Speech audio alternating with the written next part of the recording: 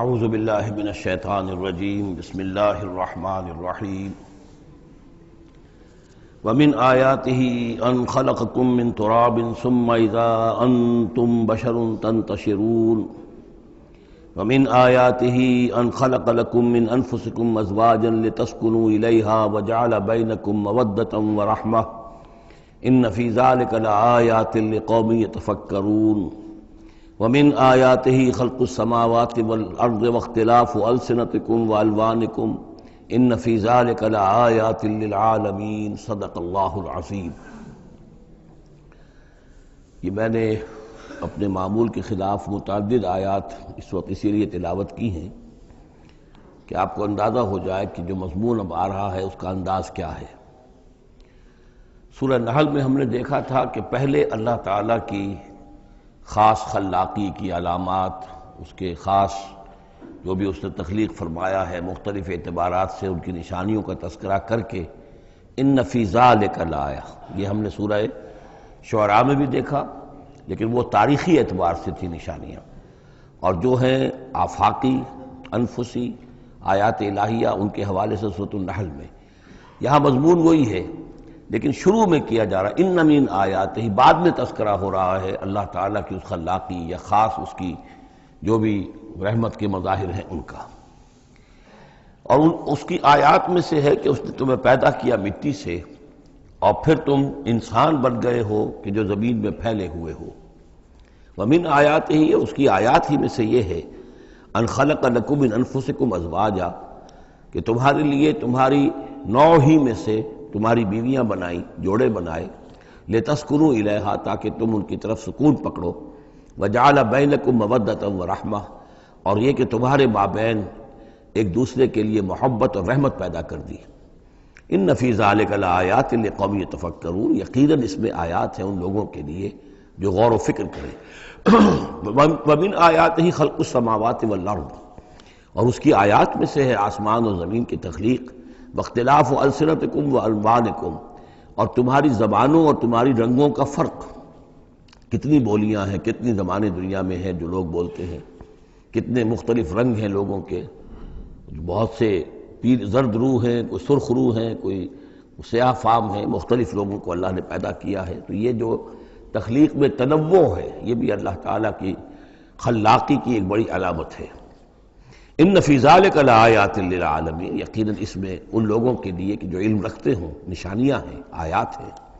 ومن آیاتہ منامکم باللیل والنہار، اور یہ بھی اس کی نشانیوں میں سے ہے، اس کی حکمت اور اس کے علم کی نشانیوں میں سے ہے تمہارا سونا، رات کے وقت بھی اور دن میں بھی قیلولہ انسان کرتا ہے اور رات کے وقت سونا ہے۔ وابتغاؤکم من فضلہ، اور یہ کہ پھر بقیہ اوقات میں جو تم اس کا فضل تلاش کرتے ہو، اس کے لیے بھاگ دوڑ کرتے ہو، محنت کرتے ہو، پھر تمہاری معاشی جد و جہد ہے۔ ان فی ذلک لآیات لقوم یسمعون، یقیناً اس میں نشانیاں ہیں ان لوگوں کے لیے جو سنتے ہیں، یعنی جو دل سے کے کانوں سے سنتے ہیں۔ ایک ہے حیوانوں کی طرح کا سننا، ایک ہے انسانوں کی طرح کا سننا، دل سے سننا۔ ومن آیاتہ یریکم البرق خوفا وطمعا، اور یہ بھی اس کی نشانیوں میں سے ہے کہ وہ تمہیں دکھاتا ہے بجلی، جب بجلی کونتی ہے تو خوف کے ساتھ بھی اور لالچ کے ساتھ بھی۔ خوف بھی ہوتا ہے کوئی طوفان نہ ہو کہ جس سے کوئی تباہی آ جائے، لیکن لالچ بھی ہوتا ہے کہ بارش آئے، باران رحمت آ جائے، تو خوف و طمع۔ وَيُنَزِّلُ مِنَ السَّمَاءِ مَاءً، اور پھر برساتا ہے وہ آسمان سے پانی، فَيُحْيِي بِهِ الْأَرْضَ بَعْدَ مَوْتِهَا، پھر زندہ کرتا ہے اس کے ذریعے سے، پانی کے ذریعے سے زمین کو اس کے مردہ ہو جانے کے بعد۔ ان فی ذلک لآیات لقوم یعقلون، یقیناً اس میں نشانیاں ہیں ان لوگوں کے لیے جو عقل سے کام لیں۔ ومن آیاتہ ان تقوم السماء والارض بامرہ، یہ بھی اس کی نشانیوں میں سے ہے، اس کی قدرت ہے کہ آسمان اور زمین اس کے حکم سے قائم ہیں۔ یعنی یہ سارا جو اجرام سماویہ ہیں، یہ بڑے بڑے کرے ہیں، بڑے بڑے، آج جو ہمیں بتایا جاتا ہے کہ کتنے بڑے سائز کے ہمارا سورج بیچارہ ان کے سامنے بہت ہی معمولی سی شے ہے، اتنے بڑے بڑے ستارے موجود ہیں، سٹارز موجود ہیں، ان سب کو اپنی اپنی جگہ پر اپنے اپنے مدار میں کس نے تھاما ہوا ہے۔ ثم اذا دعاکم دعوۃ من الارض، پھر جب وہ تمہیں پکارے گا، بس ایک ہی دفعہ کا پکارنا اس کا ہوگا، تم زمین سے اذا انتم تخرجون، تم نکل پڑو گے۔ یعنی اللہ تعالیٰ کی جو شان ہے، یقول لہ کن فیکون، اسی طریقے سے اس وقت بھی اللہ کا بس ایک حکم کافی ہوگا۔ وَلَهُ مَن فِي السَّمَاوَاتِ وَالْأَرْضِ، اور جو کچھ بھی آسمان اور زمین میں ہے اسی کا ہے، اسی کی ملکیت ہے۔ كُلٌّ لَهُ قَانِتُونَ، سب اسی کے حکم کے تابع فرمان ہیں۔ وَهُوَ الَّذِي يَبْدَأُ الْخَلْقَ ثُمَّ يُعِيدُهُ، وہی ہے جو پہلے پیدا کرتا ہے، پہلی بار تخلیق فرماتا ہے، پھر اس کو دہراتا بھی ہے، یا دہرائے گا تمہاری تخلیق، دہرائے گا کہ دوبارہ تمہیں پیدا کرے گا۔ وَهُوَ أَهْوَنُ عَلَيْهِ، اور وہ اس پہ زیادہ آسان ہے، زیادہ ہلکا ہے۔ یہ بات پہلے بھی عرض کر چکا ہوں کہ قرآن یہ دلیل لاتا ہے کہ کسی بھی کام کو پہلی مرتبہ کرنا مشکل ہوتا ہے، دوسری مرتبہ کرنا آسان ہے۔ ایک مرتبہ کیا ہے، اس کی جو مشکلات ہیں اس کو اس نے حل کیا ہے، دیکھا ہے، یہ ہمارا تجربہ ہے۔ پہلی مرتبہ کوئی کام کرنا مشکل ہوتا ہے، دوسری مرتبہ وہی کام کرنا نسبتاً آسان ہے۔ لیکن تمہاری سوچ الٹی ہے، تم کہتے ہو اللہ کیسے پیدا کر دے گا دوبارہ؟ بھائی اس نے پیدا کیا تمہیں پہلے یا نہیں؟ یا تو یہ کہو کہ کوئی پیدا کرنے والا ہے ہی نہیں، وہ ایک علیحدہ بات ہو جائے گی۔ لیکن جیسا کہ آپ کو معلوم ہے کہ جو اہل عرب جو مخاطب اول تھے قرآن کے، وہ اللہ کے منکر نہیں تھے۔ ابھی ہم آیات پڑھ چکے ہیں، وَلَئِن سَأَلْتَهُم مَّن خَلَقَ السَّمَاوَاتِ وَالْأَرْضَ لَيَقُولُنَّ اللَّهُ، اگر آپ ان سے پوچھیں کہ کس نے پیدا کیا آسمان اور زمین، فوراً کہیں گے کہ اللہ نے پیدا کی۔ وہ اللہ کو خالق مانتے تھے۔ تو اللہ نے تمہیں پہلی مرتبہ اگر پیدا کیا ہے تو پھر دوسری مرتبہ تمہارا پیدا کرنا اس کے لیے بھاری کیوں ہو؟ وَهُوَ أَهْوَنُ عَلَيْهِ، بلکہ جو بھی اصول ہے اس کے مطابق تو اسے اس کے لیے زیادہ آسان ہونا چاہیے، اور ہے بالفعل وہ اس کے لیے آسان ہے۔ وَلَهُ الْمَثَلُ الْأَعْلَىٰ، اور اس کی بڑی بلند شانیں ہیں۔ اصل میں مثال کا لفظ استعمال ہوا، مثلا ان کی مثال، لیکن اللہ تعالیٰ کے لیے چونکہ کوئی مثال کا لفظ بھی استعمال کرنا زیادہ موضوع ہماری سمجھ میں نہیں ہے، تو اس کو ترجمہ بہتر ہے کہ شان، اس کی بہت بلند شان ہے۔ وَلَهُ الْمَثَلُ الْأَعْلَىٰ فِي السَّمَاوَاتِ وَالْأَرْضِ، آسمانوں اور زمین میں۔ وَهُوَ الْعَزِيزُ الْحَكِيمُ، اور یقیناً وہ زبردست ہے، کمال حکمت والا۔ ضرب لکم مثلا من انفسکم، وہ تمہارے لیے تمہارے ہی جیوں میں سے، تمہاری اپنی سوچ جو ہے اس کے حوالے سے ایک مثال بیان کرتا ہے۔ هل لکم مما ملکت ایمانکم من شرکاء فیما رزقناکم فانتم فیہ سواء، کیا تمہارے لیے جو تمہارے ملک یمین ہیں، غلام ہیں، لونیاں ہیں، کیا وہ شریک بھی بن جاتے ہیں تمہارے اس چیز میں کہ جو ہم نے تمہیں رزق دیا ہے؟ ظاہر بات ہے کہ غلام تو غلام رہے گا، وہ شریک تو نہیں ہوگا، وہ برابر کا حقدار اور اختیار تو نہیں رکھے گا۔ اس جو بھی آقا کا مال ہے اور ملکیت ہے، اس میں اصل اختیار اور تصرف جو آقا کا ہے۔ غلام تو جو بھی اس کو حکم دیا جاتا ہے وہ بجا لاتا ہے۔ فَأَنْتُمْ فِيهِ سَوَاءٌ، کیا یہ ہو سکتا ہے کہ تم اور تمہارے غلام جو ہیں، تمہارے ملک یمین، وہ برابر ہو جائیں اختیار میں، ملکیت میں؟ تخافون کخیفتکم، کیا تم ان کے بارے میں بھی اسی طریقے کی سوچ رکھتے ہو جیسے کہ اپنے بارے میں اندیشے ہوتے ہیں، ایسا نہ ہو جائے، ایسا نہ ہو جائے، اس کا بھی اہتمام کر لیا جائے، اس اندیشے کا بھی سدجواب کر لیا جائے؟ کیا جتنی فکر تم اپنے بارے میں کرتے ہو، کیا اتنی ہی فکر اپنے ان غلاموں کے بارے میں بھی کرتے ہو؟ کخیفتکم انفسکم، کیا نگہداشت جو ہے جتنی اپنی کرتے ہو ان کی بھی کرتے ہو؟ کذالک نفصل الآیات لقوم یعقلون، اسی طرح ہم اپنی آیات کو واضح کر رہے ہیں، تفصیل بیان کر رہے ہیں ان لوگوں کے لیے جو عقل سے کام لیں۔ یعنی یہ کہ باقی جتنے بھی ہیں جن کو تم نے چھوٹے معبود مانا ہے، تم خود مانتے ہو چھوٹے معبود ہیں، اللہ بڑا معبود ہے، خالق حقیقی صرف وہ ہے، تو یہ کیسے برابر ہو جائیں گے؟ اور کیسے تم نے یہ سمجھ لیا ہے کہ ان کی سفارش جو ہے وہ بائنڈنگ ہو جائے گی اللہ پر، اور یہ تمہیں اللہ کی پکڑ سے بچا لیں گے؟ یہ تم نے جو تصور کیا ہے خود اپنے اوپر قیاس کرو، تو کیا تمہارے غلام جو ہے وہ تمہارے برابر ہو جاتے ہیں؟ تو جو کہ یہ جتنی بھی تم نے گھڑ لی ہیں معبود اپنے، یہ بھی سب مخلوق ہیں، چاہے وہ من گھڑت ہیں تمہارے جن کی کوئی حقیقت ہے ہی نہیں، اور چاہے یہ کہ وہ ملائکہ ہوں یا انبیاء ہوں یا اولیاء اللہ، وہ سب مخلوق ہیں۔ تو اللہ کے لیے تو سب غلام ہیں، تو اللہ کے برابر کیسے ہو جائیں گے؟ بل اتبع الذین ظلموا اہواءہم، حقیقت یہ ہے کہ ان ظالموں نے اپنی خواہشات کی پیروی کی ہے، بغیر علم، بغیر کسی علم کے، بغیر کسی سند کے۔ فمن یہدی من اضل اللہ، تو کون ہے جو ہدایت دے گا اس کو کہ جس کو اللہ نے بھٹکا دیا؟ یعنی اللہ تعالیٰ ان کے ضلالت کا فیصلہ کر چکا ہے کہ ان کی مہر تصدیق اللہ کی طرف سے ثبت ہو چکی ہے۔ وما لهم من ناصرین، اور اب ان کے لیے کوئی مددگار نہیں ہے۔ فاقم وجہک للدین حنیفا، یہ آیات بہت اہم ہیں جو آ رہی ہیں آگے، اور دین کا جو اصل روح ہے اور اس کی یعنی جو جڑ اور بنیاد ہے۔ فاقم وجہک للدین حنیفا، تو قائم رکھو، سیدھا رکھو اپنے چہرے کو اللہ کے دین کی طرف، حنیفا، یکسو ہو کر، یہ توحیدی شان ہو کہ میری اطاعت، ان صلاتی و نسکی و محیایا و مماتی للہ رب العالمین،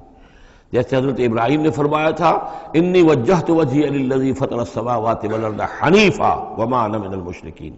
اب ہر چہار طرف سے اپنی توجہات کو کاٹ کر ذات باری تعالیٰ پر مرکوز کرو۔ فَأَقِمْ وَجْهَكَ لِلدِّينِ حَنِيفًا فِطْرَةَ اللَّهِ الَّتِي فَطَرَ النَّاسَ عَلَيْهَا، یہی وہ فطرت اللہ ہے جس پر کہ اللہ نے انسانوں کو پیدا کیا ہے، انسانوں کی تخلیق اسی پر ہوئی ہے۔ ہر بچہ جو ہے نسل انسانی کا وہ فطرت سلیمہ لے کر آتا ہے، بعد میں اس میں جو گڑبڑ ہوتی ہے اس کے ماحول کی وجہ سے، اس کے والدین جو بھی اس کو سکھا پڑھا دیتے ہیں، جیسا کہ حدیث ہے کل مولود یولد علی الفطرہ، ہر بچہ جو پیدا ہوتا ہے وہ فطرت پر پیدا ہوتا ہے، وہ فطرت اسلام ہے، وہ فطرت اللہ کے دین کی ہے، وہ فطرت اللہ ہے۔ فَأَبَوَاهُ يُهَوِّدَانِهِ أَوْ يُمَجِّسَانِهِ أَوْ يُنَصِّرَانِهِ، یہ تو پھر اس کے ماں باپ ہیں جو اسے یہودی یا نصرانی یا مجوسی بنا دیتے ہیں۔ تو یہاں فرمایا فطرت اللہ التي فطر الناس علیہا، لا تبدیل لخلق اللہ، اللہ کی خلق میں، اللہ کی تخلیق میں کوئی تبدیلی نہیں ہو سکتی۔ ذالک الدین القیم، بس یہی دین ہے قائم رہنے والا سیدھا دین۔ ولکن اکثر الناس لا یعلمون، لیکن اکثر لوگ علم نہیں رکھتے۔ منیبین الیہ، تو فاقم وجہک للدین حنیفا، اسی کے ساتھ کنٹینویشن سمجھیے، منیبین الیہ، اور چونکہ پہلے واحد کے صیغے میں تھا تو حضور سے خطاب تھا، لیکن جیسا کہ میں نے آپ کو بتایا ہے کہ حضور سے خطاب بھی ہوتا ہے ان مکی صورتوں میں، تو گویا کہ امت سے ہو رہا ہے، تو یہاں وہ جمع کا صیغہ ہو گیا کہ اپنے چہرے اللہ کے دین کی طرف یکسو ہو کر سیدھے کر لو، منیبین الیہ، اسی کی طرف رجوع کرتے ہوئے، واتقوہ، اور اس سے ڈرو، وَأَقِیمُوا الصَّلَاةَ وَلَا تَکُونُوا مِنَ الْمُشْرِکِینَ، اور نماز قائم کرو، اور دیکھو مشرکین میں سے نہ ہونا، مِنَ الَّذِینَ فَرَّقُوا دِینَہُم، جنہوں نے اپنے دین کو پھاڑ ڈالا۔ فرق جو ہے کاٹ دینا، توڑ دینا، کل فرق کالطود العظیم فرقنا بکم البحر، یاد کرو جب کہ ہم نے تمہارے ساتھ سمندر کو پھاڑ دیا تھا، وَإِذْ فَرَقْنَا بِكُمُ الْبَحْرَ فَأَنْجَيْنَاكُمْ وَأَغْرَقْنَا آلَ فِرْعَوْنَ وَأَنْتُمْ تَنظُرُونَ۔ فرق کیا ہے؟ پھاڑ دینا، دین کو پھاڑ دینا، توڑ دینے کے معنی کیا ہیں؟ اطاعت ایک حصے میں اللہ کی، ایک حصے میں کسی اور کی، وہ زندگی پھٹ گئی، اب یہ زندگی منتشر ہو گئی، اطاعت آپ کی منتشر ہو گئی، اطاعت صرف اللہ کی ہو، فَدْعُوهُ مُخْلِصِينَ لَهُ الدِّينَ، پکارو اس کو لیکن اسی کے لیے اپنے دین کو خالص کرتے ہوئے، ساری اطاعت اسی کی، یا اس کی اطاعت کے تابع کسی کی اطاعت ہو سکتی ہے، مثلا والد کی اطاعت ہے، والدین کی اطاعت ہے، اساتذہ کی اطاعت ہے، حکمرانوں کی اطاعت ہے، اگر وہ اللہ کی اطاعت کے خلاف نہ ہو، اللہ کی اطاعت کے اندر اندر ہے کوئی حرج نہیں، جس کی چاہو بات مانو، والدین کی مانو، اساتذہ کی مانو، اپنے پیروں کی مانو، جس کی چاہو مانو، حکام کی مانو، بشرطے کہ اس سے اللہ تعالیٰ کا کوئی حکم نہ ٹوٹتا ہو۔ لا طاعۃ لمخلوق فی معصیۃ الخالق، مخلوق میں سے کسی کی اطاعت نہیں کی جائے گی جس سے خالق کی نافرمانی لازم آتی ہو، بس یہ قانون ہے۔ تو من الذین فرقوا دینہم، کہ جنہوں نے اپنے دین کے ٹکڑے ٹکڑے کر دیے، وکانوا شیعا، وہ خود ان کو ایک ایک ٹکڑا لے کر علیحدہ ہو گئے، کل حزب بما لدیہم فرحون، اور ان میں سے ہر جماعت جو ہے جو کچھ ان کے پاس ہے اسی پر وہ اترا رہی ہے، اسی کے اوپر مگن ہے، کسی نے کچھ لے لیا ہے دین کا حصہ، کسی نے کوئی دین کا حصہ لے لیا ہے۔ وَإِذَا مَسَّ النَّاسَ ضُرٌّ دَعَوْا رَبَّهُمْ مُنِيبِينَ إِلَيْهِ، اور جب انسانوں کو کوئی تکلیف پہنچتی ہے، سختی پہنچتی ہے، تو وہ پکارتے ہیں اللہ کو، اپنے رب کو، اسی کی جانب رجوع کرتے ہوئے۔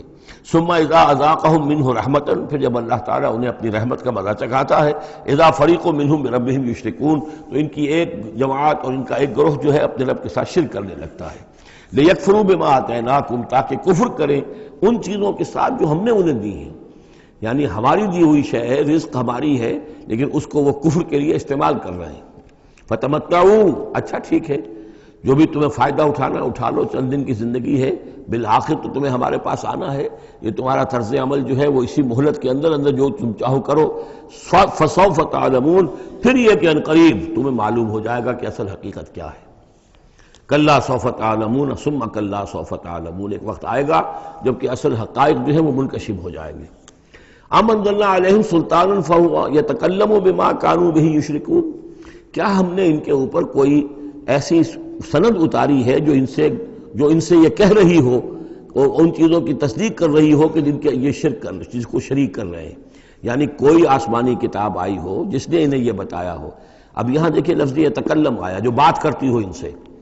یہی لفظ ہے جو کہ علامہ اقبال نے قرآن کے لیے استعمال کیا ہے، مثل حق پنہا و ہم پیداستو زندہ و پائندہ و گویاستو۔ یہ قرآن جو ہے خود کلام کرتا ہے، آپ اس سے گفتگو تو کیجئے، یہ آپ سے کلام کرے گا، آپ سے بات کرے گا۔ تو پوچھا گیا یہ کہ ام انزلنا علیہم سلطان فہو یتکلم بما کانوا بہ یشرکون، تو کیا ہم نے ان کے اوپر کچھ سند اتاری ہے جو ان سے گفتگو کرتی ہو، جس نے انہیں یہ بتایا ہو کہ یہ شرک کرو، یہ بھی اللہ کے ساتھ شریک ہے، اور یہ بھی اللہ کے ساتھ شریک ہے، اور یہ بھی اللہ کے ساتھ شریک ہے۔ وَإِذَا أَذَقْنَا النَّاسَ رَحْمَةً فَرِحُوا بِهَا، اور جب ہم لوگوں کو اپنی رحمت کا مزہ چکھاتے ہیں تو پھر وہ بڑے اتراتے ہیں، فخر کرتے ہیں، پھولے نہیں سماتے۔ وَإِن تُصِبْهُمْ سَيِّئَةٌ، اور اگر کہیں کوئی تکلیف آ جاتی ہے، مصیبت آ جاتی ہے، بِمَا قَدَّمَتْ أَيْدِيهِمْ، اور وہ آتی بھی ہے ان کے اپنے ہاتھوں کے کرتوتوں کے باعث، جو ان کے ہاتھوں نے آگے بھیجا ہوتا ہے، اذا ہم یقنطون، تو وہ بالکل مایوس ہو جاتے ہیں، ان کی اور آس توڑ کر بیٹھ جاتے ہیں، ان کی کمر ٹوٹ جاتی ہے۔ اولم یروا ان اللہ یبسط الرزق لمن یشاء ویقدر، کیا وہ دیکھتے نہیں ہیں کہ اللہ تعالیٰ ہی ہے کہ جو رزق کو کھول دیتا ہے، پھیلا دیتا ہے، کشادہ کر دیتا ہے جس کے لیے چاہتا ہے، ویقدر، اور ماپ تول کر دینے لگتا ہے، راشننگ کر دیتا ہے، یعنی تھوڑا تھوڑا دیتا ہے جس کو چاہتا ہے۔ ان فی ذلک لآیات لقوم یؤمنون، یقیناً اس میں نشانیاں ہیں ان لوگوں کے لیے جو مانتے ہیں، جو ماننے والے ہیں، جو یقین کرنا چاہیں۔ فآت ذی القربى حقہ، تو اپنے قرابت دار کو اس کا حق ادا کرو، والمسکین، اور مسکین کو بھی، وابن السبیل، اور مسافر کو بھی۔ ذالک خیر للذین یریدون وجہ اللہ، یہی بہتر روش ہے ان لوگوں کے حق میں جو اللہ کی رضا چاہتے ہیں، اللہ کا چہرے کے طالب ہیں۔ وَأُولَٰئِكَ هُمُ الْمُفْلِحُونَ، اور یقین یہی لوگ ہیں کہ جو فلاح پانے والے ہیں۔ وَمَا آتَيْتُم مِّن رِّبًا لِيَرْبُوَ فِي أَمْوَالِ النَّاسِ، یہ آیت میں نے کوٹ کی تھی جب ہم سورہ بقرہ کی آیات پڑھ رہے تھے۔ اور جو کچھ تم دیتے ہو سود پر، یعنی یہ کہ ایک شخص ہے، اس کے پاس جو کچھ بچ گیا ہے، بچت ہے اس کی، اب اس کی دو شکلیں ہیں، یا تو اس بچت کو وہ اللہ نے جن لوگوں کو کم دیا ہے، جو محتاج ہیں، ان کو دے دے، اللہ کے ہاں اجر و ثواب لے لے، اللہ کے دین کے لیے لگا دے، اس کا بھی اجر و ثواب اللہ دے گا، یا بس آخری درجے میں یہ ہے کہ کسی کو قرض حسنہ دے دے تاکہ وہ اپنی ضرورت پوری کر لے اور پھر وہ رقم تمہیں واپس کر دے۔ اس سے آگے تم یہ چاہو کہ میں یہ اپنا مال جو ہے کہیں اور انویسٹ کروں، کوئی اور آدمی محنت کرے، اس کی محنت سے جو اس کی محنت سے بڑھوتری ہوگی تو آپ کو بھی اس میں سے حصہ مل جائے۔ اور اس کی بدترین شکل جو ہے پھر یہ ہے کہ سود کے اوپر رقم دی، اور وہ یہ ہے کہ آپ اس میں سے بغیر اس کے کہ آپ کوئی محنت کر رہے ہوں یا کوئی مشقت کر رہے ہوں، اس کی جو ہے آپ کو، جس کو نفع کہہ رہے ہیں آج کل، وہ سود آپ کو ملتا چلا جائے۔ تو یہاں ان کو مقابلے میں لائے ہیں، یعنی بچت جو ہے آپ کی، سیونگز جو ہیں آپ کی، یہ گویا کہ سرپلس ویلیو ہے اسلام کے نقطہ نگاہ سے، یہ عفو ہے، اس کو خرچ کر دینا چاہیے۔ ایمان کا تقاضا یہ ہے، یسألونک ماذا ینفقون قل العفو، وہ اللہ کے لیے، اللہ کے دین کے لیے، محتاجوں کے لیے، غرباء کے لیے صرف کر دیا جائے۔ لیکن یہ ہے کہ اتنی ہمت نہیں ہے کہ صدقہ دے دیا جائے، تو پھر یہ کہ قرض حسن دیا جائے، یا یہ کہ کسی اور شکل کے اندر جو ہے وہ کسی آدمی کی مدد کر دی جائے، یہ ساری چیزیں ہیں۔ لیکن آخری شکل جو ہے اسلام میں، یہ بھی جو بعد میں پھر شریعت کے احکام مدور ہوئے ہیں، تو ایک صورت دی گئی ہے کہ آپ مزاربت پر دے دیں۔ مزاربت یہ ہے کہ آپ کا وہ جو رقم ہے وہ کوئی اور شخص کام کرے گا،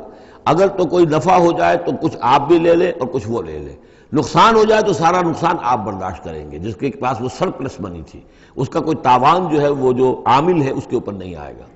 یہ تو تفاصیل بات کی ہیں، لیکن اصل میں جو قرآن مجید سامنے لاتا ہے وہ ہے صدقات اور انفاق فی سبیل اللہ ورسس سود، ربا،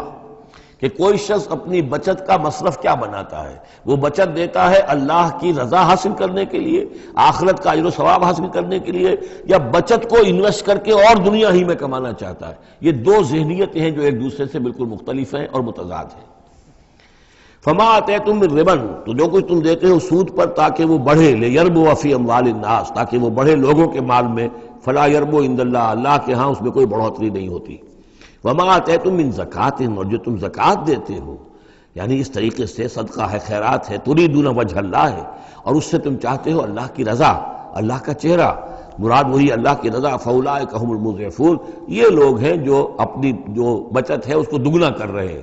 یعنی یہاں اللہ کے لیے دیا ہے تو وہاں 10 گنا ملے، 700 گنا ملے، اس سے بھی زیادہ ملے، لیکن یہ ہے لوگ کہ جو در حقیقت اللہ تعالیٰ کی رضا بھی انہیں حاصل ہوگی۔ اللہ الذی خلقکم ثم رزقکم ثم یمیتکم ثم یحییکم، اللہ ہی ہے جس نے تمہیں پیدا کیا، پھر تمہیں رزق دیا، پھر وہ تمہیں مارے گا، پھر وہ تمہیں زندہ کرے گا۔ حل من شرکائکم من یفعل من ذلکم من شیء، کیا تمہارے شریکوں میں سے بھی کوئی ہے جس کے بارے میں تمہارا گمان تک ہو کہ وہ یہ کام کرتے ہیں؟ کیا لات عزیٰ منات یہ کرتے ہیں یہ کام؟ کوئی بھی ان کے عقیدے میں ایسی بات موجود نہیں تھی۔ وہ تو ہؤلاء شفعاؤنا عند اللہ کہتے تھے کہ ہمارے شفیع ہیں، بس ہمارے سفارشی ہیں۔ سبحانہ، اللہ پاک ہے، وتعالی، اور بہت بلند و بالا ہے، عما یشرکون، اس شرک سے جو یہ کر رہے ہیں۔ ظہر الفساد فی البر والبحر بما کسبت ایدی الناس، بحر و بر میں فساد رونما ہو چکا ہے بسبب اس کمائی کے کہ جو لوگوں کے ہاتھوں نے کی ہے۔ یہ آیت جتنی آج روشن ہو کر پورے دنیا کے افق کے اوپر جو ہے یوں سمجھیے کہ نمایاں ہو رہی ہے، شاید جس وقت نازل ہوئی تھی اتنی نمایاں اس وقت بھی نہ ہو، اس لیے کہ اس وقت پوری دنیا کا کیا اندازہ تھا، لوگوں کو بہت کم اندازہ تھا، پوری دنیا کی وسعت کا اندازہ بھی نہیں تھا۔ آج جس طریقے سے فساد رونما ہو چکا ہے پوری زمین میں، اور جس طرح کے تصادم ہیں، جس طرح کے مقابلے ہو رہے ہیں، جس طرح کی بد امنیاں ہیں، جس طرح کے فسادات ہیں، تو ظاہر الفساد فی البر والبحر، بر و بحر میں فساد رونما ہو چکا ہے بما کسبت ایدی الناس، لوگوں کی اپنے ہاتھوں کی کمائیوں کے باعث، لیذیقہم بعض الذی عملوا، اور یہ اس لیے ہے کہ اللہ تعالیٰ انہیں ان کے بعض اعمال کا مزہ چکھائے، یعنی بعض الذی عملوا، اگر تو سارے اعمال کا اللہ تعالیٰ یہیں پر اگر سزا دینی شروع کر دے تو کوئی آدمی بچے ہی نہ، ما بقا علی ظہرہ دابہ، تو کوئی بھی ایک بھی انسان نہ رہے زمین کے اوپر، لیکن کچھ اللہ تعالیٰ جو ہے وہ عذاب دیتا ہے، لعلہم یرجعون، تاکہ یہ لوٹیں پھریں، سوچیں، غور کریں، توبہ کریں، رجوع کریں۔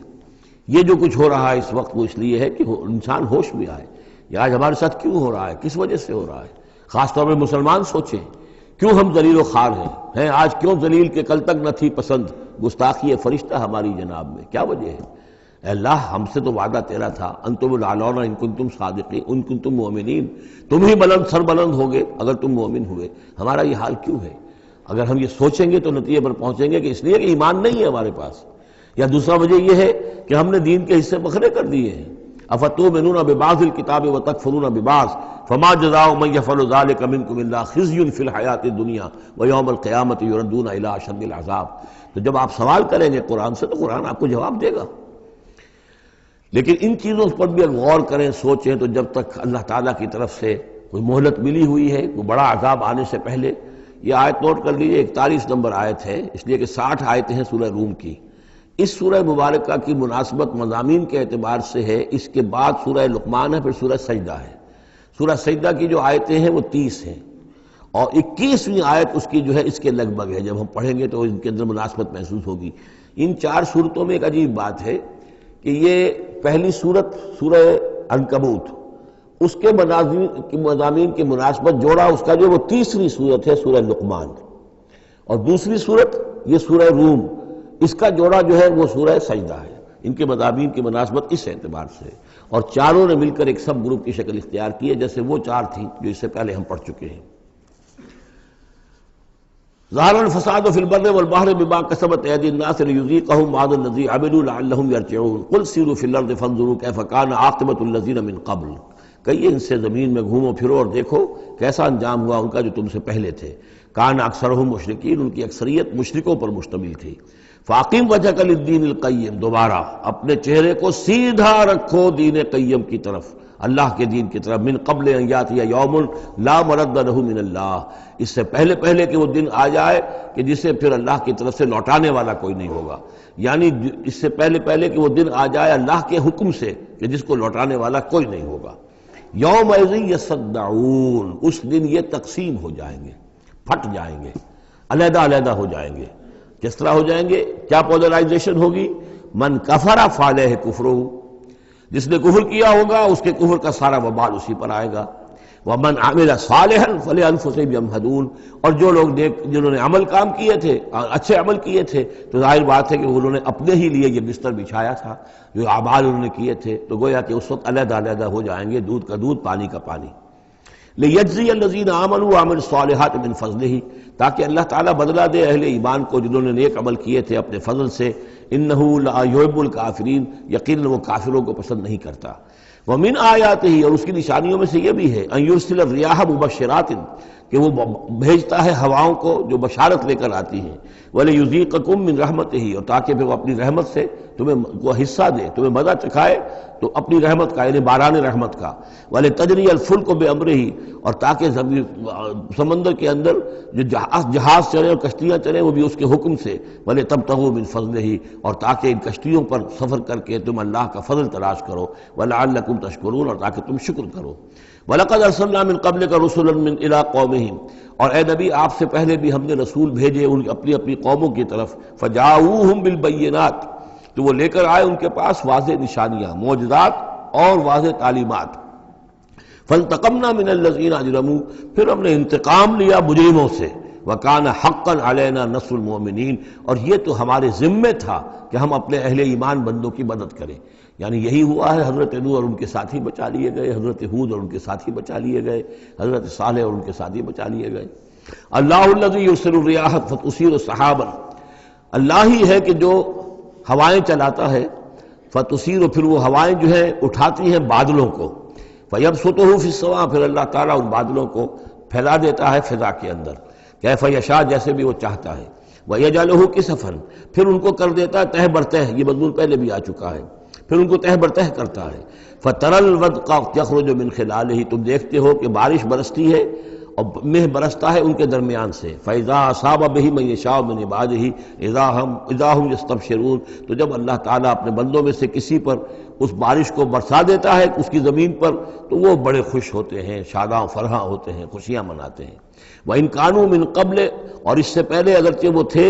ان ينزل علیہم من قبل ہی، کہ اس سے پہلے کہ یہ ان پر بارش برسائی گئی ہوتی، لمبلسین، یقیناً بہت ہی نا امید تھے، یقیناً اس سے پہلے مایوس ہو چکے تھے کہ اچانک گھٹا آئی، بشارت آئی، بارش برسی، اب وہ خوش ہو گئے، خوشیاں منا رہے ہیں۔ یہ خاص طور پر جو بارانی زمینیں ہوتی ہیں وہاں کے لوگوں کو اصل میں ان چیزوں کا زیادہ تجربہ ہوتا ہے۔ عام طور پر جہاں آرٹیفیشل اریگیشن ہے تو وہاں یہ نیچرل فنومینا اور اس کے ساتھ یہ نفسیاتی کیفیات اتنی نہیں ہوتی جتنی کہ بارانی زمینوں میں ہوتی ہے۔ فانظر الی آثار رحمت اللہ، تو دیکھو اللہ کی اپنی اللہ کی رحمت کے جو آثار ہیں، نشانیاں ہیں، اس کو دیکھو۔ کیف یحیی الارض بعد موتہا، کیسے وہ زندہ کرتا ہے زمین کو اس کے مردہ ہو جانے کے بعد۔ ان ذالک لمحیی الموتیٰ، وہی ہے جو زندہ کرتا ہے، جو زندہ کرے گا مردوں کو۔ وہو علی کل شیء قدیر، اور یقیناً وہ ہر چیز پر قادر ہے۔ ولئن ارسلنا ریحا، اور اگر ہم بھیجیں کوئی ایسی ہوا، جھکڑ بھیج دیں اس کھیتی کے اوپر، وہ کھیتی کو تباہ و برباد کر دے، فراؤ مصفرا، اور دیکھیں کہ وہ کھیتی تو پیلی پڑ گئی، زرد پڑ گئی، کوئی ایسا آ گیا، کوئی باد سرسر کا جھونکا آ گیا، کیا ہوا؟ فَلَظَلُّوا مِن بَعْدِهِ يَكْفُرُونَ، تو پھر وہ اس کے بعد جو ہے وہ پھر ناشکری کرنے لگتے ہیں اللہ کے جناب میں، کہ ہمارے اوپر تو اللہ کی کوئی رحمت کبھی ہوئی ہی نہیں، ہمارے لیے تو ہماری تو قسمت پھوٹی ہوئی ہے، اللہ تعالیٰ کی طرف سے ہمیں کبھی کوئی خیر ملا ہی نہیں۔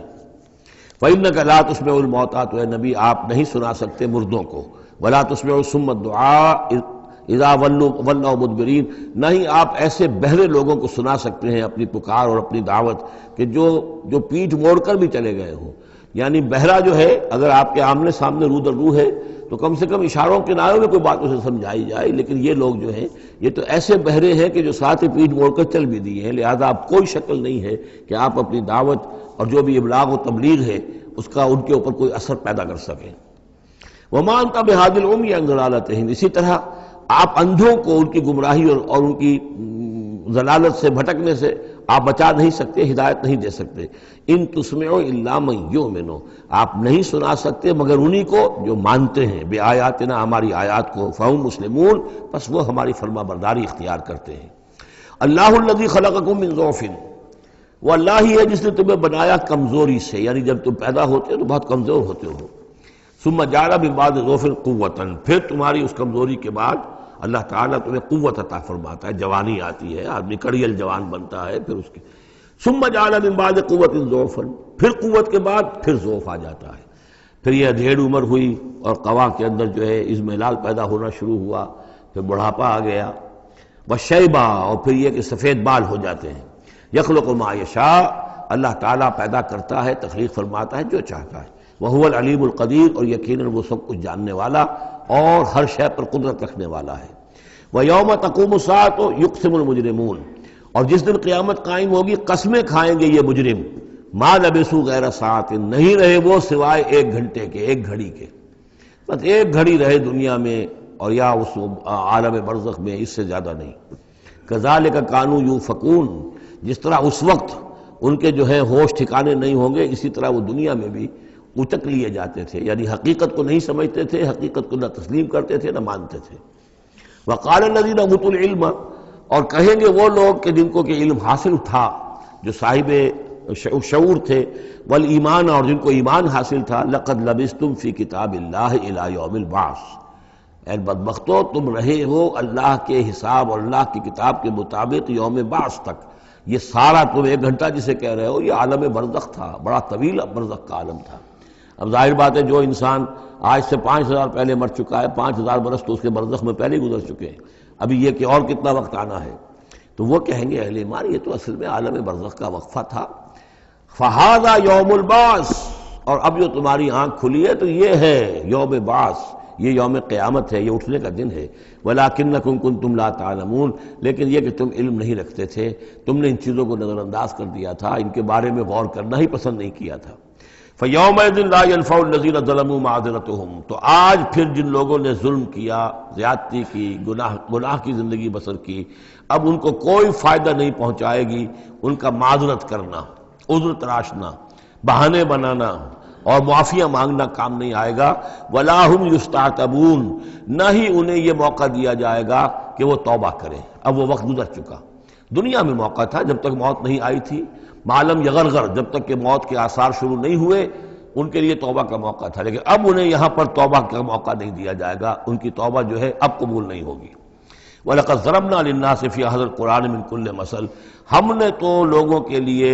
اس قرآن میں ہر طرح کی مثالیں بیان کر دیں، ہر انداز میں سمجھا دیا۔ ایک پھول کا مضمون ہو تو 100 رنگ سے باندھیں، ہم نے یہ ہر طریقے سے بات جو ہے واضح کر دی ہے۔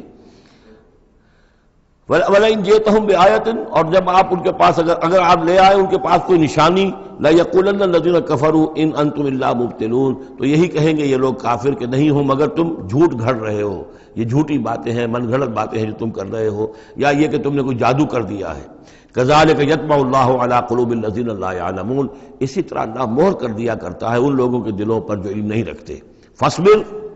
بس اے نبی صلی اللہ علیہ وسلم آپ صبر کیجئے۔ إِنَّ وَعْدَ اللَّهِ حَقٌّ، اور جیسا کہ میں نے عرض کیا یہ صرف حضور کے لیے نہیں ہے، حضور کی وساطت سے تمام مسلمانوں کو۔ تو اے نبی آپ اور اے اہل ایمان تم سب صبر کرو۔ ان وعد اللہ حق، اللہ کے وعدے پر یقین رکھو، اللہ کا وعدہ سچا ہے، اس کی مدد آئے گی، غلبہ دین کو ہوگا، حق کا ہوگا، لیکن یہ کہ اس کے ابھی بہرحال ابھی اس کے امتحان اور بھی ہیں، تمہارا امتحان تو لیا جائے گا۔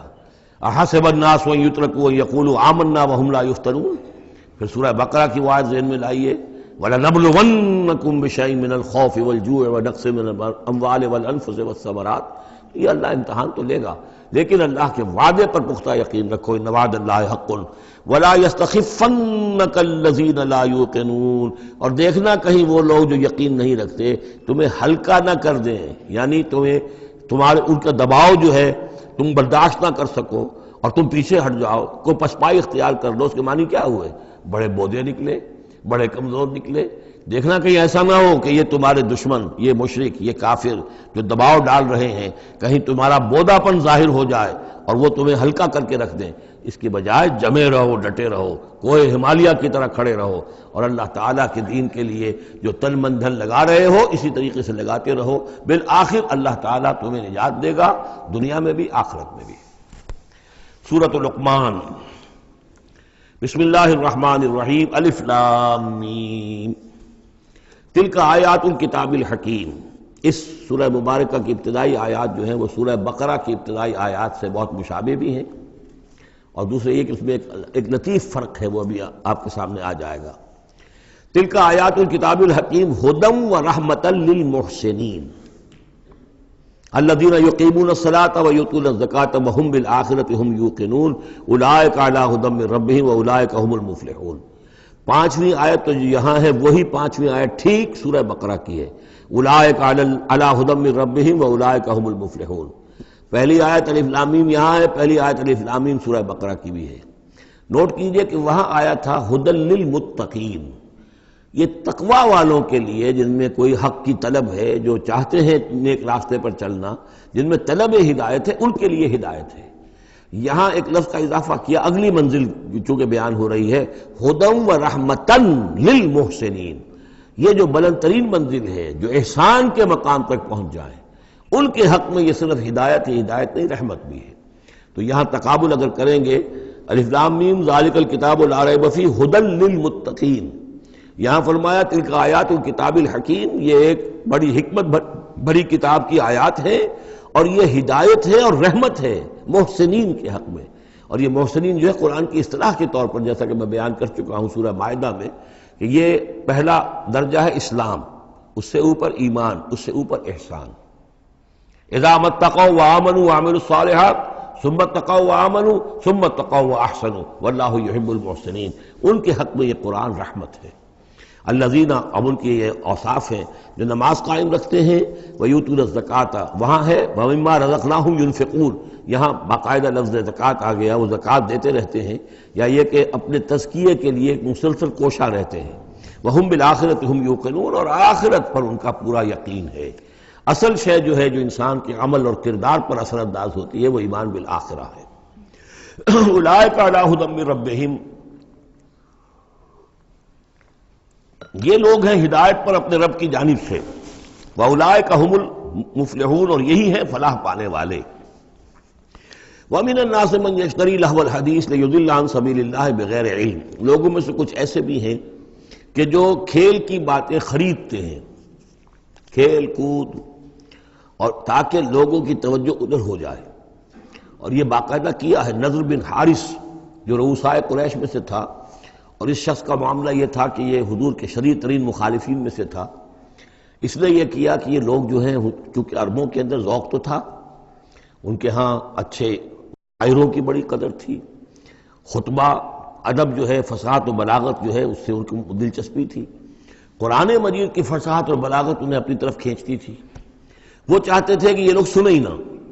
تو وہ کہیں سے شام گیا اور وہاں سے کوئی گانا گانے والی ایک لونڈی لے آیا جو بہت اچھا گانا گاتی تھی، اور اس کی محفلیں اس نے منعقد کرانی شروع کر دی، تاکہ لوگ آئیں یہاں پر اور یہ اس میں مگن رہیں، اور رات کا وقت وہاں لگائیں تو دن میں سوئیں۔ بہرحال کسی طریقے سے ان کی توجہات جو ہے اس کو محمد کی طرف سے ہٹا کر صلی اللہ علیہ وسلم تو ان چیزوں میں لگا دیا جائے۔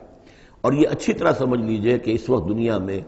یہ کھیلوں کا معاملہ، سپورٹس کا، گیمز کا معاملہ، اور پورے ذرائع ابلاغ کے اوپر معلوم ہوتا ہے چھائی ہوئی شے یہ ہے۔ ٹی وی کے اوپر تو معلوم ہوتا ہے کہ دنیا کی اہم ترین شے جو ہے وہ یہ گیمز ہیں، ان کے ٹورنامنٹس ہیں، وہ وہاں ہو رہا ہے، یہاں ہو رہا ہے، وہاں ہو رہا ہے، یہاں ہو رہا ہے، یہ ٹینس کا ہے، یہ فلاں کا ہے، یہ تیراکی کا ہے، اور یہ گیم، اس لیے کہ اسی کو دیکھتے رہو۔ جو بھی وقت کوئی فارغ ہے، ظاہر بات ہے کہ کہیں ایسا نہ ہو کہ کہیں بیٹھے بیٹھے کہیں اچانک خیال ہی آ جائے کہ بھئی سوچے انسان میں ہوں کون، کہاں سے آیا ہوں، کہاں جا رہا ہوں، زندگی کا مال کیا ہے، مقصد کیا ہے، اپنی حالات کے بارے میں ہی سوچے، دنیا کدھر جا رہی ہے، قوم کدھر جا رہی ہے، ملک کدھر جا رہا ہے، نہیں، ان کو مست رکھو۔ وہ اقبال نے تو کہا تھا کہ ابلیس نے یہ کہا اپنے کارندوں سے کہ مست رکھو ذکر و فکر صبح گاہی میں اسے، اور پختہ تر کر دو مزاج خانقاہی میں اسے۔ اس سے اگلی بات ہے کہ جو آج دنیا کے ابلیسوں نے جو ایجاد کی ہے، کہ یہ کھیل کود، اسی طریقے سے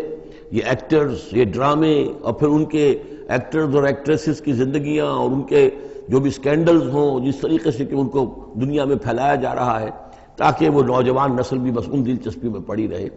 تو یہ ہے اصل میں وہ فلسفہ۔ وَمِنَ النَّاسِ مَن يَشْتَرِي لَهْوَ الْحَدِيثِ، کھیل کود کی چیزیں خریدتے ہیں وہ لوگ، لِيُضِلَّ عَن سَبِيلِ اللَّهِ، تاکہ اللہ کے راستے سے گمراہ کریں، بغیر علم، بغیر علم کے۔ وَيَتَّخِذَهَا هُزُوًا، اور اللہ تعالیٰ کا جو معاملہ ہے اس کو یہ ہنسی ٹھٹا بنا دیں۔ اولئک لہم عذاب مہین، یہ وہ لوگ ہیں کہ جن کے لیے اہانت آمیز عذاب ہے۔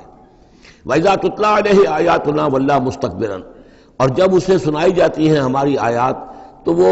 ولّا، اپنی قبر پیٹھ موڑ کر چل دیتا ہے، مستکبرن، استکبار کرتے ہوئے، کأن لم یسمعھا، جیسے کہ اس نے سنی ہی نہیں، کأن فی اذنیہ وقرا، گویا کہ اس کے کانوں میں کوئی ثقل ہے، بوجھ ہے، اس نے سنا ہی نہیں کیا محمد نے سنایا ہے۔ فبشرہ بعذاب علیم، یہ سارا جو ہے یہ اس نضر بن حارث کے لیے یہ آیات نازل ہوئی ہیں۔ تو اے نبی، اس شخص کو دردناک عذاب کا آپ کی بشارت دے دیجئے۔ ان الذین آمنوا وعملوا الصالحات لہم جنات النعیم، یقیناً وہ لوگ جو ایمان لائے اور جنہوں نے نیک عمل کیے ان کے لیے نعمتوں بھرے باغات ہیں، خالدین فیہا، جس میں وہ ہمیشہ ہمیشہ رہیں گے۔ وعد اللہ حقا، یہ اللہ کا وعدہ ہے جو سچا ہے، پختہ ہے، اٹل ہے، حتمی ہے، یقینی ہے۔ وہو العزیز الحکیم، اور وہ زبردست ہے، حکمت والا۔ خلق السماوات بغیر عمد ترونہا، اس نے آسمان بنا دیے بغیر ستونوں کے جو تمہیں نظر آتے ہوں۔ وَأَلْقَى فِي الْأَرْضِ رَوَاسِيَ أَن تَمِيدَ بِكُمْ، اور اس نے زمین میں ایسے لنگر ڈال دیے ہیں کہ تمہیں لے کر ایک طرف کو لڑک نہ جائے، جھک نہ جائے۔ وَبَثَّ فِيهَا مِن كُلِّ دَابَّةٍ، اور اس میں ہر طرح کے جانور جو ہے پھیلا دیے ہیں۔ وَأَنزَلْنَا مِنَ السَّمَاءِ مَاءً، اور اس نے اتارا ہے آسمان سے پانی۔ فَأَنبَتْنَا فِيهَا مِن كُلِّ زَوْجٍ كَرِيمٍ، اور اس میں ہر طرح کے جو ہے جوڑے نباتات کے اس نے پیدا کر دیے ہیں، ہر طرح کے۔ آپ کو معلوم ہے کہ ان کی بھی فیملیز ہوتی ہیں، یہ سٹرس فیملی ہے اور یہ فلاں فیملی ہے، اس طریقے سے اللہ تعالیٰ نے ان کے بھی خاندان بنائے ہوئے۔ ھذا خلق اللہ فارونی ماذا خلق الذین من دونہ، یہ تو ہے اللہ کی تخلیق،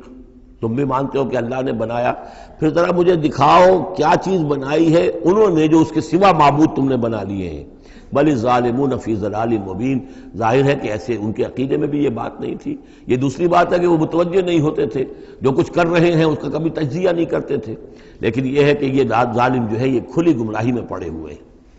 اب جو دوسرا رکوع آ رہا ہے سورہ مبارکہ کا، یہ ہمارے اس منتخب نصاب کا ایک اہم درس ہے، اور یہ منتخب نصاب کا پہلا حصہ ہے جو جامع اسباق، سورۃ العصر، پھر آیت البر، تیسرا سبق یہ ہے۔ اس لیے کہ اس میں بھی وہ انسان کی نجات کے لیے جو چیزیں لازم ہیں وہ سب کی سب ان کا ایک اسکیلیٹن سمجھیے، اس کا جو ہے ایک خاکہ جو ہے، بلو پرنٹ اس کے اندر بھی آ گیا ہے۔ اور یہ اصل میں ایک ایسے شخص کی مثال ہے جو نہ خود نبی تھے نہ کسی نبی کے پیروکار تھے، لیکن وہی جو بات میں نے بارہا آپ سے عرض کی ہے کہ سلیم الطبع انسان، سلیم الفطرت انسان، اور سلیم العقل انسان، فطرت کج نہ ہوئی ہو، پرورٹڈ نہ ہو، اور انسان کی عقل جو ہے اس کے اوپر پردے نہ پڑ گئے ہوں، تو انسان کچھ حقائق تک خود پہنچ جائے گا چاہے کسی نبی کی دعوت اس تک نہ پہنچی ہو۔ وہ مقام کیا ہے کہ وہ پہچان لے گا کہ اس کائنات کا ایک خالق ہے، وہ اکیلا ہے، وہی اس کا مدبر ہے، وہی چلا رہا ہے، وہ تمام صفات کمال سے بتمام کمال متصف ہے۔ پھر یہ کہ اس نے جو ہمیں پیدا کیا ہے تو زندگی صرف یہ زندگی نہیں ہے بلکہ کوئی اور زندگی بھی ہوگی، اس کے پاس لوٹنا بھی ہوگا، ہم اس کی طرف جائیں گے اور پھر ہمیں اپنے اعمال کا محاسبہ وہاں پر فیس کرنا ہوگا اور جزا و سزا ہوگی۔ یہاں تک انسان پہنچ سکتا ہے، یعنی ایمان ابھی نہ کہیے، ایمان تو تصدیق کو کہتے ہیں، ایمان کا لفظ تو ہوتا ہے جبکہ نبی کی دعوت کی تصدیق کی جائے تو لفظ ایمان ہے، لیکن یوں سمجھیے کہ معرفت یا حکمت، معرفت اور حکمت کے یہ دو سٹیشنز ایسے ہیں کہ جس تک انسان پہنچ جاتا ہے بغیر وحی کی رہنمائی کے، اگر اس کی فطرت سلیم ہے، اس کی عقل سلیم ہے۔ اس کے بعد وہ سوال کرتا ہے، یہی میں نے سورہ فاتحہ میں آپ کو بتایا تھا کہ سورہ فاتحہ دعا ہے، لیکن کس شخص کی دعا ہے؟ عام آدمی کی دعا نہیں ہے، وہ ہمیں تلقین تو کی گئی ہے، نماز میں ہم وہی پڑھتے ہیں، لیکن اس میں پیش نظر کیا ہے کہ ایک شخص جو اپنی سلامتی طبع، سلامتی فطرت، سلامتی عقل سے یہاں تک تو پہنچ گیا کہ الحمدللہ رب العالمین الرحمن الرحیم مالک یوم الدین ایاک نعبد، یہاں تک تو وہ پہنچ گیا ہے۔ اے رب پھر تیری ہی بندگی کرنی چاہیے، تیری ہی مرضی پر چلنا چاہیے، لیکن تیری مرضی کس شے میں ہے یہ ہمیں معلوم نہیں، تو کس چیز سے راضی ہوتا ہے، کس سے ناراض ہوتا ہے یہ ہمیں معلوم نہیں، تیری بندگی کیسے کریں یہ ہمیں معلوم نہیں۔ تو اس سے آگے پھر ہے وہ جو اہدنا الصراط المستقیم، ایاک نعبد و ایاک نستعین اہدنا الصراط المستقیم۔ تو ایسی ایک شخصیت تھی حضرت لقمان کی، جہاں تک روایات ہیں ان سے معلوم ہوتا ہے کہ یہ حبشی النسل تھے۔ نوبیا ایک جگہ ہے کہ جو سوڈان اور یوں سمجھیے کہ مصر کے تقریباً درمیان یا سرحد پر ہے، وہاں یہ رہتے تھے اور کارپینٹر تھے، لیکن یہ کہ اللہ تعالیٰ ذہانت جس کو بھی چاہے دے دے، لیکن ان کے اندر اللہ تعالیٰ نے وہ ذہانت بھی دی تھی، اور وہ سلامتی فکر، سلامتی عقل، سلامتی فطرت، سلامتی قلب، اس کے نتیجے میں وہ اس چیز تک پہنچ گئے تھے، توحید تک، اور اس کے ساتھ ہی یہ ہے کہ اعمال انسان کے جو ہیں وہ ضائع جانے والے نہیں ہیں، ان کا کوئی نہ کوئی بدلہ مل کر رہے گا۔ باقی یہ کہ جو چیزیں وہی سے معلوم ہوتی ہیں، جنت دوزخ، وہ تو ان کے تذکرہ نہیں ملے گا اس کے اندر، جو چیزیں، اور کسی رسول کا تذکرہ بھی نہیں ملے گا، اس لیے کہ وہ کسی رسول کے امتی ہوتے تو تذکرہ کرتے۔ یہاں انہوں نے جو اپنی ایک حکیم اور دانا انسان نے اپنے ساری عمر کے سوچ کا جو لب لباب ہے، خلاصہ ہے، حاصل ہے، وہ اپنے بیٹے کو اپنے انتقال کے وقت وصیت کی شکل میں منتقل کیا ہے، اور اس کو اللہ تعالیٰ نے قرآن میں نقل کر دیا، کیونکہ ان کے اقوال کوٹ کیے جاتے تھے۔ جیسے ہم کو تقریر کرتے ہیں تو کبھی علامہ اقبال کا حوالہ دیتے ہیں، ان کا شعر کوٹ کر دیتے ہیں، کبھی کسی اور کا، تو یہ بھی اصل میں عرب میں خطباء اور شعراء جانتے تھے کہ یہ لقمان جو ہے یہ بہت ہی حکیم اور دانا انسان تھے، اور ان کے اقوال جو ہیں کوٹ کیے جاتے تھے اشعار میں بھی اور خطبات میں بھی۔ تو اللہ نے بتایا کہ دیکھو یہ لقمان بھی جو اس اپنی سلامتی طبع اور سلامتی فکر کی وجہ سے جہاں تک پہنچا، وہ وہی اصول ہے کہ جن کی طرف محمد تمہیں دعوت دے رہے ہیں صلی اللہ علیہ وسلم۔ وَلَقَدْ آتَيْنَا لُقْمَانَ الْحِكْمَةَ، اور ہم نے لقمان کو دانائی عطا کی۔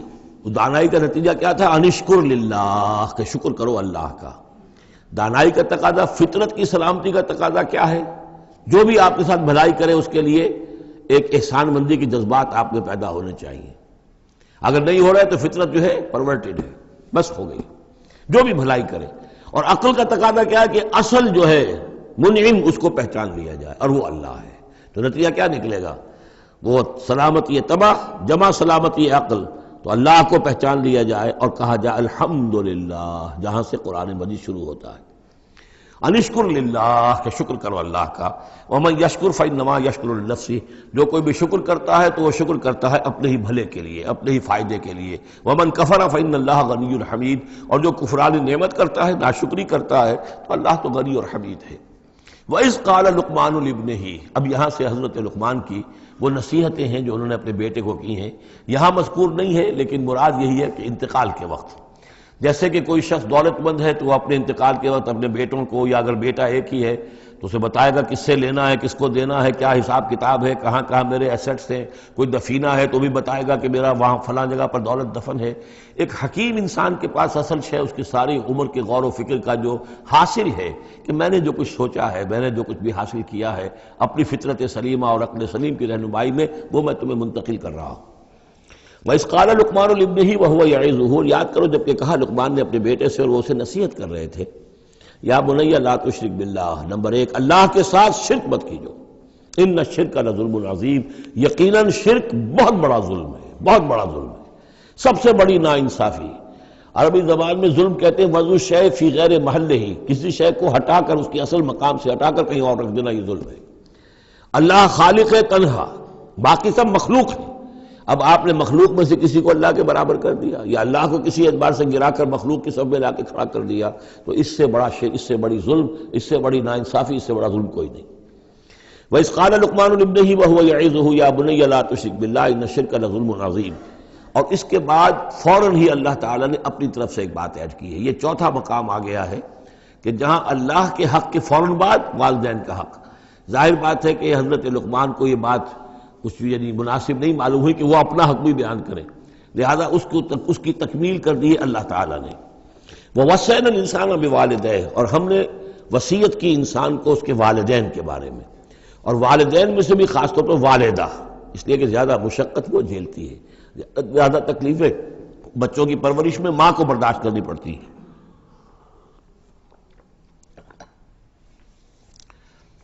وَوَصَّيْنَا الْإِنسَانَ بِوَالِدَيْهِ حملتہ امہ وہنا علی وہن، اسے اٹھائے رکھا،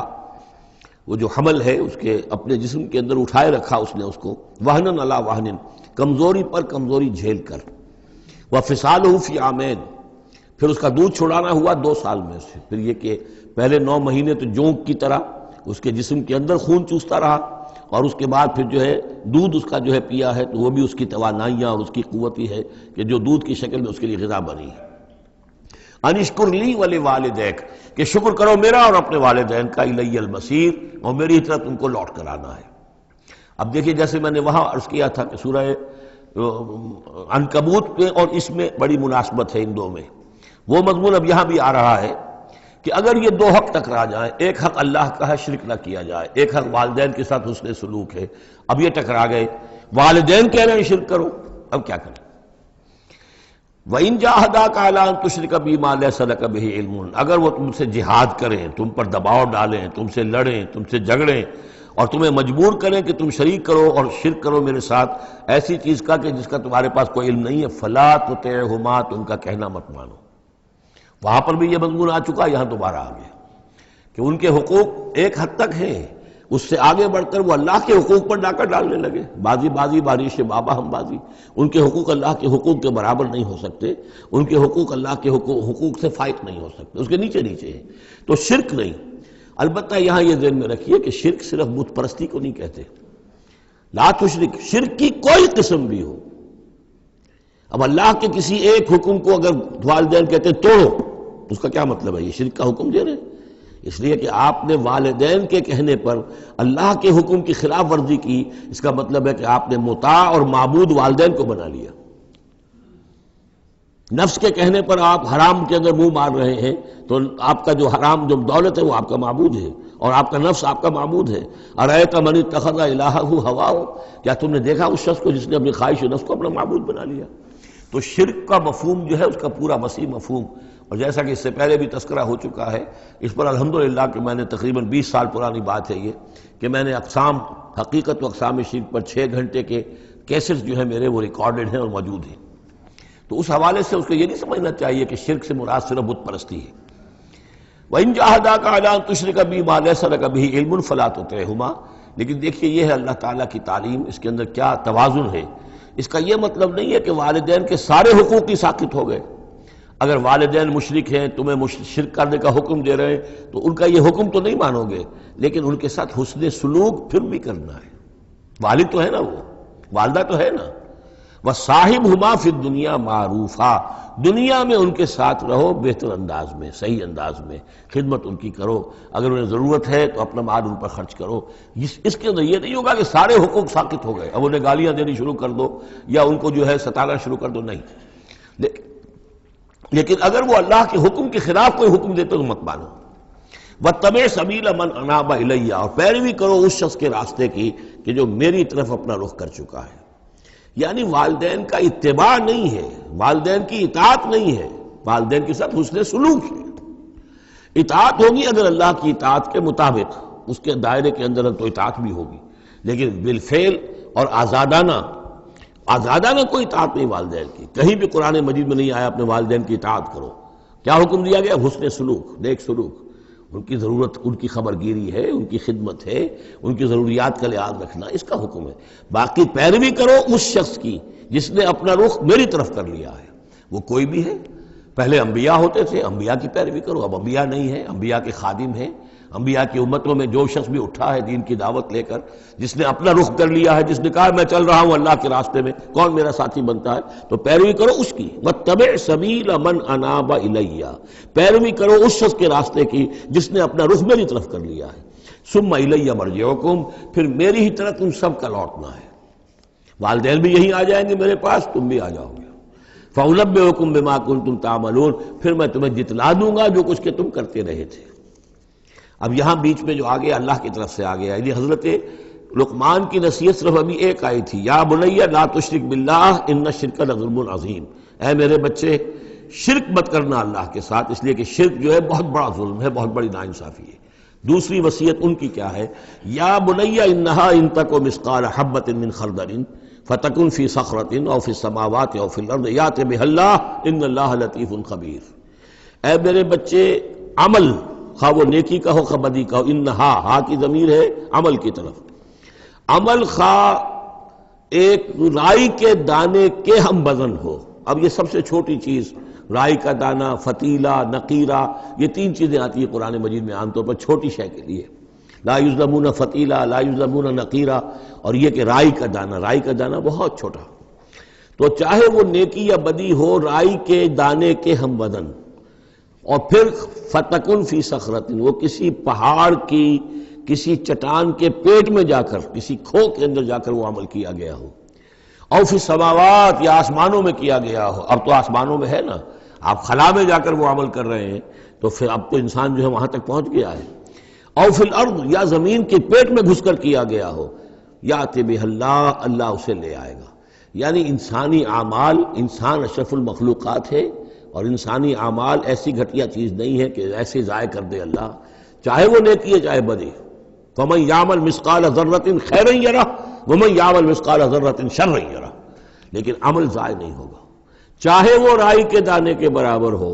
پھر چاہے وہ کسی چٹان میں گھس کر کیا گیا ہو، کسی پہاڑ کی کھو میں کیا گیا ہو، چاہے وہ خلا اور فضا کی پہنائیوں میں کیا گیا ہو، چاہے وہ زمین کے اندر سرنگ کھود کر کیا گیا ہو، یات بہ اللہ ان اللہ لطیف الخبیر، یقیناً اللہ تعالیٰ باریک بین ہے، باخبر ہے۔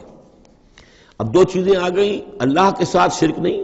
اور اعمال کے بارے میں دیکھ لو نیکی اور بدی کے نتائج نکل کر رہیں گے۔ اس سے آگے بعث بعد الموت کا یہاں تذکرہ نہیں ہے، اس سے بعد جنت اور دوزخ کا، اس لیے کہ یہ چیزیں معلوم ہوتی ہیں پھر نبی کے بتانے سے۔ اصولی طور پر جو چیز حکمت سے انسان جہاں تک پہنچ سکتا ہے وہ دو ہے، ایک خالق اور اس کے ساتھ شرک نہ ہو، اور نمبر دو اس اعمال انسانی ان کا ضرور بدلہ ملے گا۔ اب اس کے بعد تیسری بات، یا بنی اقم الصلاۃ، نماز قائم رکھو، یعنی جس اللہ کو تم نے پہچان لیا ہے، اب محض ایک مرتبہ پہچان لینا کافی نہیں ہوگا، اسے یاد رکھنا ضروری ہے، ورنہ شیطان تمہیں ورغلائے گا، تمہیں ادھر ادھر سے جو ہے تمہارا نفس تمہیں غلط راستے پر ڈال دے گا، جب تک کہ یہ ایمان باللہ مستحضر نہ رہے ذہن کے اندر۔ اور ایمان باللہ کو مستحضر رکھنے کے لیے ذکر ہے جو ہم پڑھ چکے ہیں، اتل ما اوحی الیک من الکتاب واقم الصلاۃ ان الصلاۃ تنہی عن الفحشاء والمنکر۔ لہذا اب نماز کون سی تھی وہ ہم نہیں جانتے، لیکن کوئی ذریعہ ایسا ہونا چاہیے کہ تم اللہ کو یاد کیا کرو۔ یا بنی اقم الصلاۃ، اور نمبر 4 وَأَمُرْ بِالْمَعْرُوفِ وَانْهَ عَنِ الْمُنْکَرِ، اور نیکی کا حکم دو اور بدی سے روکو۔ یہ بھی تمہاری ذمہ داریوں میں سے ہے، یہ بھی انسان کی، یوں سمجھیے کہ اس کی انسانیت، اس کی شرافت، اس کی مروت کا تقاضا ہے کہ وہ اپنے جو ابنائے نو ہیں، جو بھی انسان ہیں، ان کی بھلائی کے لیے کوشاں ہوں، اور سب سے بڑی بھلائی ان کی اور سب سے بڑی خدمت یہی ہے کہ انہیں برائیوں سے روکا جائے اور بھلائیوں کی دعوت دی جائے۔ وَاصْبِرْ عَلَىٰ مَا أَصَابَكَ، اور یہ بھی جان لو کہ اگر یہ امر بالمعروف نہی عن المنکر کرو گے تو تکلیفیں آئیں گی، مصیبت آئیں گی۔ پسند تو کسی کو نہیں ہے کہ آپ اس پر تنقید کریں۔ اگر آپ کسی بچے کو بھی سڑک پر کھیل رہا ہو، گلی میں کھیل رہا ہو، اگر آپ اس سے کہہ دیں کہ بیٹے یہ کوئی کرکٹ کھیلنے کی جگہ نہیں ہے، کسی کی گاڑی کا شیشہ توڑو گے تم، تو آپ دیکھ لیجئے پھر کیا آپ کا وہ اس کو کیا جواب دے گا آپ کو۔ اسی لیے آپ بولتے ہی نہیں ہیں کہ اپنی عزت لے کر وہاں سے نکل جائیں۔ تو کسی کو بھی نصیحت پسند نہیں ہے، حق کڑوا ہے، لہذا اب اگر حق کہنا ہے اور نصیحت کرنی ہے تو پھر تیار رہو کہ وہ ممکن ہے تمہیں پلٹ کر گالی دے دے، وہ کہے کہ تم پہلے ذرا اپنے دامن کو دیکھو تمہارے کتنے دھبے ہیں۔ اب جو بھی ہو برداشت کرو، اور اگر کوئی بڑی بات ہے، اگر فرعون کے سامنے جا کر حق کہو گے تو وہ تو کہے گا کہ میں تمہیں جیل میں ڈالوں گا۔ تو اس طریقے سے یہ وَاصْبِرْ عَلَىٰ مَا أَصَابَكَ، پھر جو شے بھی تم پر آئے اس پر صبر کرو، إِنَّ ذَلِكَ مِنْ عَزْمِ الْأُمُورِ، یقیناً یہ چیزیں ہیں جو بڑی ہمت کے کاموں میں سے۔ گویا کہ وہ چاروں چیزیں اس میں آ گئیں، وَالْعَصْرِ إِنَّ الْإِنسَانَ لَفِي خُسْرٍ إِلَّا الَّذِينَ آمَنُوا وَعَمِلُوا الصَّالِحَاتِ وَتَوَاصَوْا بِالْحَقِّ وَتَوَاصَوْا بِالصَّبْرِ۔ یہاں اصطلاحات ذرا علیحدہ ہو گئی، تواصی کی بجائے امر بالمعروف نہی عن المنکر آ گیا، صبر جو کا تو ہے، باقی ایمان اور وہ تمام چیزیں، اعمال صالحہ میں سے نماز آ گئی، والدین کے ساتھ حسن سلوک آ گیا۔ آخری دو آیتیں ہیں وَلَا تُصَعِّرْ خَدَّكَ لِلنَّاسِ، اور دیکھو اپنے گالوں کو پھلا کر مت رکھو لوگوں کے سامنے، یعنی تکبر اور غرور، اس انداز میں رہنا۔ وَلَا تَمْشِ فِي الْأَرْضِ مَرَحًا، اور تم زمین میں اکڑ کر نہ چلو۔ ان اللہ لا يحب كل مختال فخور، یقیناً اللہ تعالیٰ کو جو اکڑنے والے ہیں، اور یہ مختال بنا ہے خیل سے، خیل کہتے ہیں گھوڑے کو، گھوڑے کی چال میں ایک تمکنت ہوتی ہے، تو جب انسان بھی بڑی تمکنت کے ساتھ چلتا ہے تو وہ گویا کہ اختیال بن گیا۔ لا يحب كل مختال فخور، شیخی خورے، فخر کرنے والے، اکڑنے والے اللہ کو پسند نہیں ہے۔ یہ مضمون سورہ بنی اسرائیل میں بھی آ چکا ہے۔ وَلَا تَمْشِ فِي الْأَرْضِ مَرَحًا إِنَّكَ لَن تَخْرِقَ الْأَرْضَ وَلَن تَبْلُغَ الْجِبَالَ طُولًا، تم کتنا ہی پاؤں مار کر چلو ہماری زمین کو پھاڑ نہیں سکتے، اور کتنی گردن اکڑا لو، اونچے ہو جاؤ، سینہ تان لو اور اوپر ترا بھی چڑھا لو، لیکن یہ کہ تم پہاڑوں کی اونچائی تک نہیں پہنچ سکتے۔ آخری بات فرمائی وَاقْصِدْ فِي مَشْيِكَ، اپنی چال میں میانہ روی اختیار کرو۔ یہ میانہ روی ہر اعتبار سے، چال میں بھی، خرچ میں بھی، والذین اذا انفقوا لم یسرفوا ولم یقتروا وکان بین ذلک قواما، یہ ایک میچور شخصیت کا کہ اس کے اندر ہر اعتبار سے معلوم توازن ہو، انتہا پسندی کسی بھی اعتبار سے نہ ہو۔ واقصد فی مشیک واغضض من صوتک، اور اپنی آواز کو پست رکھو۔ اس کا مطلب کیا ہے کہ کہیں کوئی آرگومنٹ ہے کہ جھگڑا ہو گیا ہے تو آواز کو بلند کرنے کی کوشش نہ کرو، بات اپنی کرو۔ عام طور پر یہ ہوتا ہے کہ جب آدمی دیکھتا ہے کہ میری دلیل تو کمزور پڑ گئی، تو پھر وہ اپنی آواز کی والیوم بڑھا کر کوشش کرتا ہے کہ کمپنسیٹ کرے کہ دلیل عقلی اعتبار سے تو کمزور ہے لیکن میری آواز جو ہے وہ اس کے اندر وزن پیدا کر دے. ولا وغضض من صوتک، اور دیکھو ان انکر الاصوات لصوت الحمیر،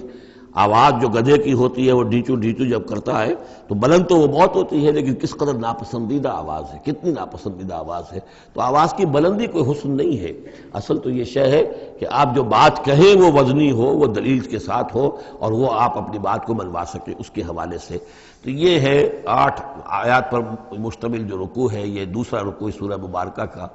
یہ ہمارے اس منتخب نصاب کا تیسرا سبق ہے. بارک اللہ لی و لکم فی القرآن العظیم ونفعنی وإیاکم بالآیات والذکر الحکیم.